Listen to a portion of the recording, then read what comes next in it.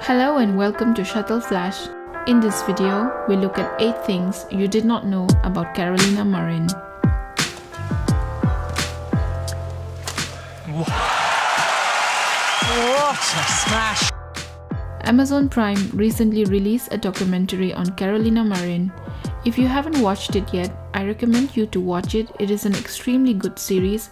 Many of the facts mentioned in this video are from the documentary. Number 1. As most of you already know, Marin tore her ACL in the 2019 Indonesia Masters final. Johari Latif was the Indonesian umpire who was officiating that match. There's a strange story linked with this umpire. On the day of the final, when umpire Johari was brushing his teeth in the morning, he coughed so hard all of a sudden and pulled his hip muscle. He was in extreme pain and he could not even stand up straight. It would have been impossible for him to be the umpire of the final match in this extremely painful condition, so he quickly rushed to the physiotherapist. After the physio session, the pain on his back was slightly better and he felt that he was ready to officiate the match, even though he still felt some pain. But just before the match, he said a prayer, "Dear God, I have a back pain. Can you make this match end quickly?" Maybe it was just a coincidence. The match ended in just 10 minutes as Marin limped out of the court in tears. Umpire Johari became overwhelmed with guilt for Marin's injury. He apologized to Marin through his Instagram.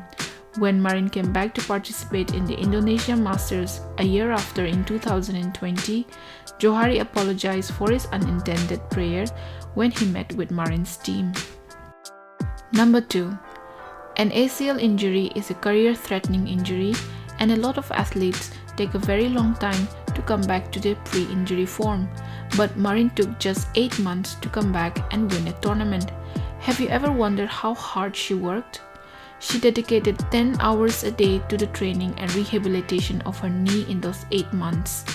Marin resumed rehab and training just 5 days after she was discharged from the hospital. Marin was expecting some rest and time to calm herself down after the injury. She was expecting a break from badminton. But her coach, Fernando Rivas, suggested that this should resume right away. She also got the help of the latest technology during her recovery. One of the devices she used were ear sensors, which were able to measure things like pulse rate, ECG, and EEG to evaluate her stress levels. The data from the device were transmitted to a computer, which gave live analysis and feedback to check her stress level.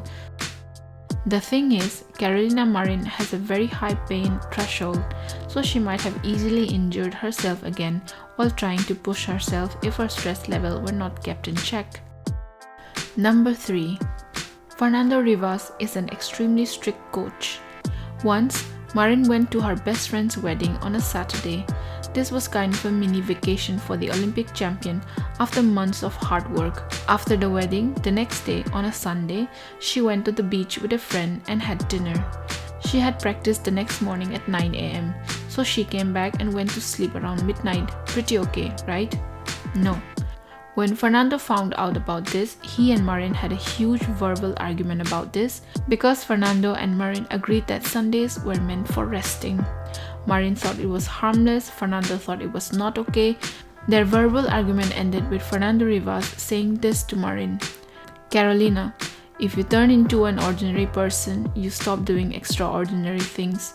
You say you are just human, but you have to decide what kind of human you are. The ordinary or the extraordinary. The ordinary does ordinary things, and the extraordinary does things like the ones you have done, and the super extraordinary gets over an injury and wins at the Olympics." Number 4. The smartphone coach. 4 to 5 years back, you could see Fernando Rivas sitting behind Carolina Marin and coaching her in almost all her matches. But recently, he is seen less in tournaments as a coach as compared to before. He has given up traveling to some of the international tournaments to spend more time with his family. But even in tournaments where he is not physically present, did you know that he was coaching Marin using his smartphone? For example, during the 2019 China Open, Fernando Rivas, who was back home in Spain, sent voice messages to the coach who was with Marin during her matches. The coach would then pass on the coaching input from Fernando to Marin during the match. Guess what? Marin won the China Open. What a player and what a coach. Number 5. In the game of modern day badminton, which is highly dominated by Asians, we have never ever seen a European player, especially a female player, succeed on the same scale as what Carolina Marin has achieved. She has won an Olympic gold, 3 World Championship titles, in addition to many other international titles. So what did Carolina Marin do differently? She obviously trained out of her mind to become one of the best women's singles player in history. Did she do the same training as the Chinese to become this good? No, she did not train like the Chinese or the Malaysians or the Indonesians. According to her coach Fernando Rivas, science played a major role in Marin's success. Statistics, video analysis, and a lot of other scientific studies were the tools he used to train Marin. For example, he found out way before the Rio Olympics that 93% of medal winners at the Olympics started as the top seeds of their respective groups. And surely enough, at the Rio Olympics, Marin was the top seed in the women's singles event, and she ended up winning the gold. Small statistics like this do not necessarily guarantee you a medal, but when such small things line up in a straight line, they increase your likelihood of winning the medal.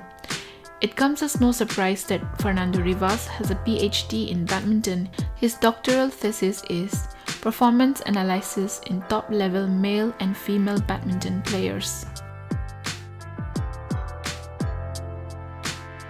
Number 6. Her career goal.